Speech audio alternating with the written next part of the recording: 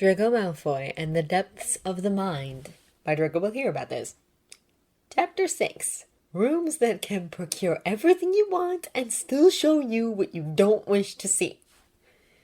Harry was in a much better mood for the rest of the weekend, and while Draco liked to think that it was because of a sense of purpose being returned to him, he couldn't help but feel that a large part of it was down to Chang's attention and Hermione's comment about it. It left him quite raw himself, even though he tried his best not to show it. On Monday, though, all the rebellion and romance-induced euphoria came to a sudden halt. A sign had been added to the notice boards of each common room overnight, stating that, by order of the High Inquisitor of Hogwarts, all student organizations, societies, teams, groups, and clubs are henceforth disbanded, and that the permission to reform the aforementioned could only be granted by Umbridge herself.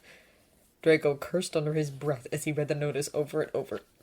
"I told you the Hog's Head was a terrible idea, Hermione!" Draco hissed at her hours later in the corridor in front of the potions classroom. "But no one ever listens to Draco because what does the Slytherin know, right?" "Now you're being unfair," Hermione protested, looking wounded. "I always respect your opinions." "But you always think you know better anyway," Draco deadpanned. "We wanted it to be a secret before this as well," Hermione reminded him, her voice trembling slightly. "So technically it doesn't make any difference whether—" "Doesn't make any difference?" Draco repeated incredulously. "Hermione, until now, if one of these many people we don't know very well decided to talk, we would get in trouble, but we still had the school rules on our sides. Now we have nothing!" "So you're bailing on us?" Weasley demanded, a tone of anger in his voice. "Oh, do shut up!" Draco snapped. "As if! I just want to make my displeasure with the way this has been handled known. There are too many people in on this, and we've not been careful enough." "Well, we heard you loud and clear," Harry sighed, obviously trying to put an end to their quarrel. "It's too late to change course now, though, so we will have to find a way to deal with the circumstances."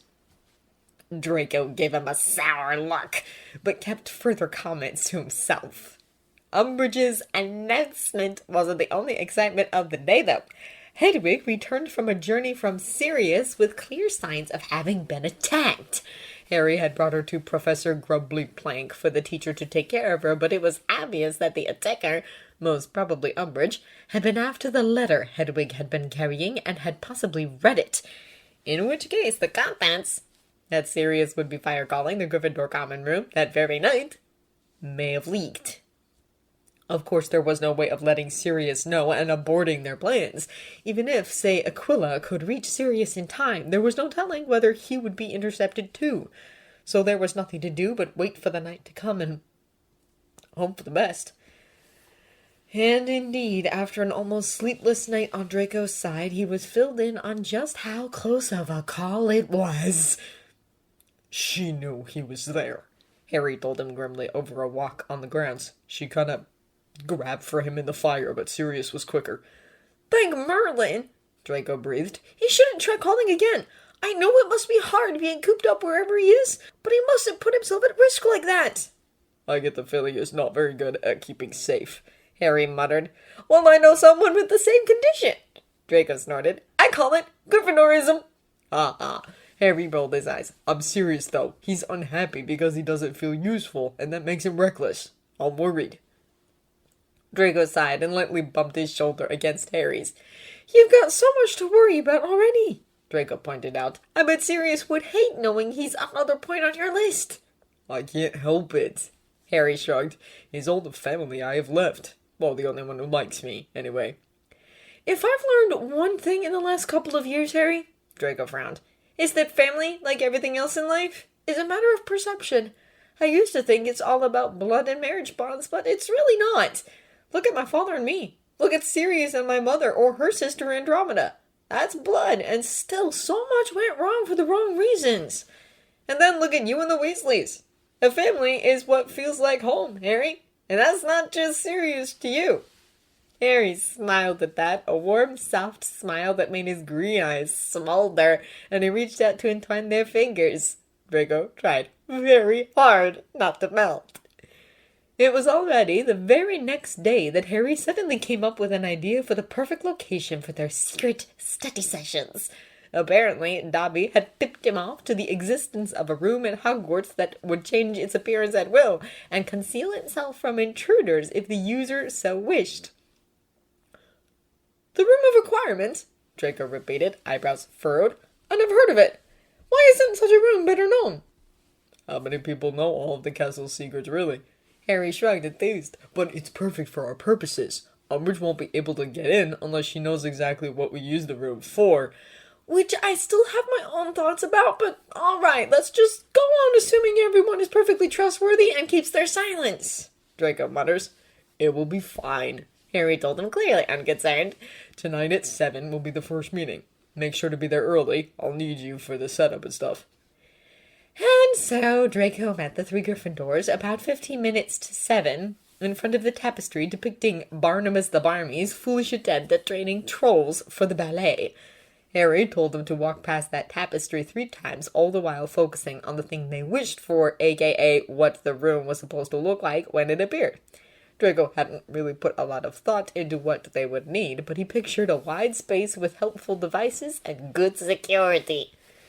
Then, after various paces back and forth, Hermione called out in surprise, and when Draco opened his eyes, a door had appeared. Harry was the one to step up and pull it open, revealing everything Draco had imagined and so much more.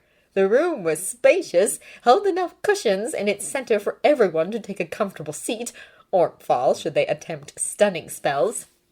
Shelves full of instruments, such as secrecy detectors and books on defensive spells, the latter which pleased especially Hermione. It didn't take long for the other members to slowly start filing into the room, everyone awed by its existence the moment they entered. When they'd all gathered, Hermione suggested that there should be an official election of leadership, to which Chang, the little suck-up, immediately pointed out that, of course, Harry was the leader, as if no one knew that. And they said Ravenclaws were the smart ones. Hermione, though, insisted on a proper vote to give Harry the formal authority, and Draco agreed, just to spite Chang. Of course, no one dared voting against Harry, not even that scumbag Smith. Next, Hermione suggested they come up with a name for their little group, which spouted quite some more serious discussion, though Draco's personal favorite was Fred's The Ministry of Magic Are Morons group. It had such a nice ring to it.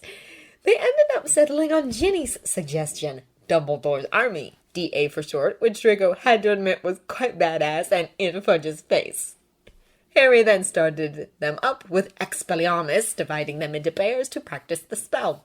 Draco was partnered with Longbottom, tutoring him to the best of his patience, but getting thoroughly distracted once Harry moved over towards Chang and her friend.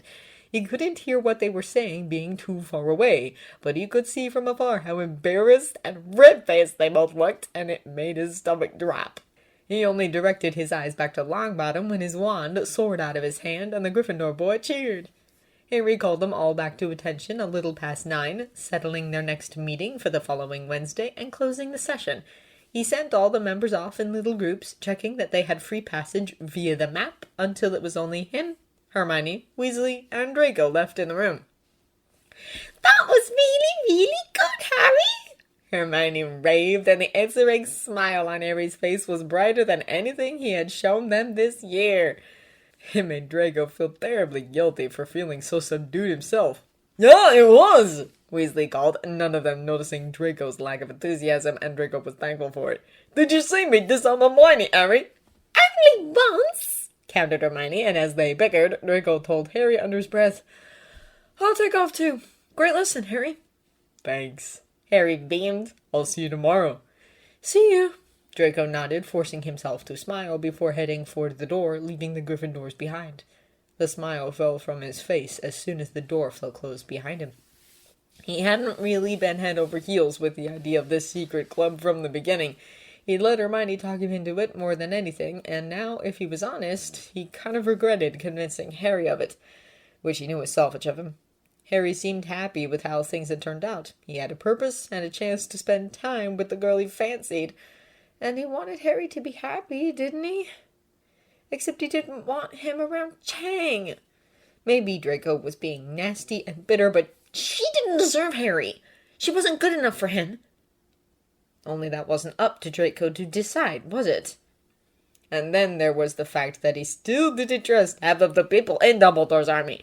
He wasn't a philanthropist like the Gryffindors. He didn't believe in the good of people. His instincts told him that the odds that one of these people would talk, especially when put under pressure, were extremely high. They had no strong loyalties towards Harry or towards any of them, really, and not everyone's intentions were noble like Harry's or Hermione's. Heck, Draco was the best example. He would throw each of them over if it would save his friends, and he knew that without a shadow of a doubt. Why would the others be any different? So yes, the Gryffindors might be busy celebrating their little underground society, but Draco was just waiting for it all to blow up in their faces. The DA kept an erratic schedule over the next couple of weeks between Quidditch practices of each house team, but they made it work. Hermione, ever the inventive one, when she set her mind to something, had charmed the serial numbers on fake galleons with a protean charm to show the time and date of the next meeting, making it easier to communicate amongst the members. You know, Draco frowned, studying the coin moodily as the last of the members slipped out of the room after the meeting. It's funny. All these years we could have used an easier way of communicating with each other, what with me being across the castle from you every night. But I guess the DA's needs served as more of a motivation, didn't they? Hermione looked up at him, abashed and clearly hurt. Harry was frowning at him. It was Weasley who answered, though. "What's that supposed to mean, Malfoy?" he snapped. "If you've something to say, out with it, but don't play that passive-aggressive game with us." Draco bristled, but thought better than to answer. He didn't want to fight. With a sigh, he got to his feet. "I'm calling it a night," he announced. "See you tomorrow." "Draco, wait," Harry muttered, but when Draco didn't turn around, he found the other boy accompanying him out into the corridor. "Okay, what's wrong?" Harry asked, lowering his voice to make sure they weren't overheard. "You've been off for a while, and I don't like it. Talk to me." "What? So you'll ignore my suggestions again, as you usually do?" Draco countered. "That's not fair." Harry frowned. "I always listen to you. You know that." Draco sighed, deflating. "Okay, fine," Draco admitted. "You do. Mostly. When you're not being a stubborn Gryffindor." "What is it really that's got your wand in a twist?" Harry demanded. "This whole group." Draco shrugged. "Hermione first used me to talk you into it, and then she ignored all my advice about being careful who to ask. And I don't trust these people. I don't trust Smith and Etchcombe and Chang and the whole lot of them. And if only one of them gives us away, there's going to be hell to pay, and I just hate the fact that none of you seems to care about that. You're all turning a blind eye, and most importantly, you're ignoring my input, and that, quite frankly, sucks big time. I'm used to being overruled by Gryffindors, but Hermione and I had a deal when we first started this." Harry was silent for a moment, just chewing on his bottom lip and considering him. Then he nodded once, sharply. "I understand," he said. "I would be pissed too if I were you. I had no idea you set some kind of ground rules in the beginning. You need to talk to her about this." "You know Hermione," Draco scoffed. "She always thinks she's right, especially because she's acting for the higher good. What am I, the selfish Slytherin, even supposed to say to that? I could just suck it up and sulk in my corner. Isn't that what everyone expects of me anyway?" "Oh, come off it," Harry sighed, bumping his shoulder. "That's not how we see you, and you know that." "Weasley does," Draco argued, and before Harry could open his mouth to protest, he continued, "And anyway, I have a bone to pick with you too. I know the whole Umbridge and DA circus completely ate all our time and attention, but I was under the impression we were going to work on teaching you Occlumency this year." "Crap," Harry cursed, guilt flooding his face. "I completely forgot." "Of course you did." Draco rolled his eyes. "I only spent all summer teaching myself legitimacy so you would learn to protect your mind, Harry, but sure." "I'm sorry," Harry sighed. "I really am. So much has been happening, and you know what? Tomorrow after dinner, I give Quidditch practice after dinner." Draco rolled his eyes. "We happen to play each other this weekend, remember?" Harry rolled his eyes, but suggested instead, "How about Thursday evening, then? Neither of us has Quidditch practice, and there's no DA scheduled. We should be able to meet up." "All right, then." Draco nodded a little reluctantly. "If you can pull yourself away from your many appointments." "Prat," Harry smiled fondly. You know you need to just say the word and I'll drop whatever I'm doing. But no, you have to go all melodramatic on me first. Says who? Draco countered, though he felt his cheeks heating up at the accusation. We've been walking on eggshells around you all year, mister, so you best hold your tongue because pot, kettle, both are very black, my dear friend. Harry laughed at that, but they both fell silent when they heard a pawing sound from down the corridor. Crap, Harry whispered. I think that's Miss Norris. We better hurry to our common rooms. See you tomorrow at breakfast. See you. Draco smiled in parting, relieved to find that the sentiment behind the smile was real. When Hermione sat down next to Draco for arithmancy the next morning, she tenderly placed 2 scrolls of parchments down in front of him. Draco recognized them as part of a set he had once given Hermione as a birthday present. The top of the parchments had delicate silver holders attached to it, adorned with stones the color of each of the Hogwarts houses. The ones lying on their shared desk now were sparkling with emeralds and sapphires. Draco frowned, looking up at Hermione, but his friend's face was hidden behind her bushy mane, though we could tell that she looked flushed and miserable. I chumped them, she muttered, her voice very quiet. I gave Harry the twin to the green one, and I have the twin to the blue one. When we ride on them, the other should receive the message. The handle will turn gold as notification. It worked flawlessly when I tested them last night, but it might need some tweaking. I needed to adjust the spell quite a bit. Oh, Draco said, his throat going dry. Thank you. It's an apology, Hermione whispered. Harry told me what you said last night about me ignoring all your input about the DA. I'm really sorry. I hadn't realized you felt that way. Draco took a deep breath, his fingers idly stroking over one of the smooth emeralds on the parchment's handle. You tend to get quite caught up in your enthusiasm for a cause. Draco shrugged. It's a strength, but it also makes things difficult sometimes. It's hard to argue with you when one has legitimate concerns, which I still think mine are. I'm sorry, Hermione repeated. The last thing I wanted is for you to feel like you're not being taken seriously. I take you very seriously, Draco. I hope you know that. Draco smiled, though he suspected it did look a little tired, but he was rewarded when Hermione hesitantly returned the gesture. The parchments were broken in the very same night. Draco almost missed Harry's message, but when he returned from the bathroom in the evening, ready to tuck himself in for the night, he found the emerald-adorned handle on the parchment on his nightstand turned golden. He picked it up curiously, unrolling it, only to find Harry's messy scrawl waiting for him. So, you and Hermione talked then? Draco snorted under his breath, careful not to draw any attention to himself, but the only one still awake seemed to be Zabini, and he only looked up once from his book, raised an eyebrow, and continued to ignore him. Draco leaned over the side of his bed to rummage through his bag until he found one of his self-inking quills, before settling back into bed and drawing the curtains. Yes, we talked, Draco wrote and added for good measure, You big blabbermouth! Well, you wouldn't have said anything and someone had to. Harry wrote back immediately, clearly still awake too. I'm just watching out for you. Draco had to smile at that. Sap, he wrote. Get, Harry answered. Thank you. You're welcome. So, Draco wrote, easily changing the subject. Tomorrow night, Occlumency. Right. Let's meet in the room of requirement. We should be undisturbed there. Sounds good. Try to not be too agitated. When you turn up, it might make things difficult. I'll try. That's all I ask. Good night, Harry. Good night, Draco. Draco smiled, spelling the parchment clean before rolling it up once more and placing it back on his bedside table. Talking to Harry like this, he could almost imagine what it would be like to share a dormitory with him. Weasley didn't even know what a lucky bastard he was.